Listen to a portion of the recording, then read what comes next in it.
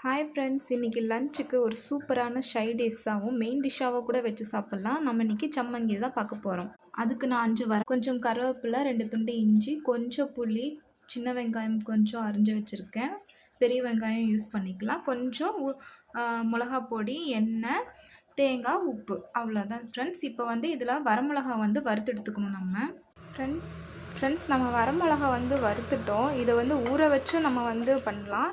Time இல்லாதவங்க வறுத்தும் பண்ணிக்கலாம். இப்போ இது வறுத்தாச்சு, மிக்சியில் போட்டு அரைச்சி எடுக்க போகிறோம். இதில் தேங்காய் போட்டுடலாம். இஞ்சி, புளி 2யும் போட்டுடலாம். கட் பண்ண பெரிய வெங்காயத்தையும் போட்டுடலாம். வரமிளகா சூடாறினதும் அதையும் ஆட் பண்ணி 1/2 ஸ்பூன் மிளகா பொடி, சால்ட், உப்பு 1/2 ஸ்பூன்,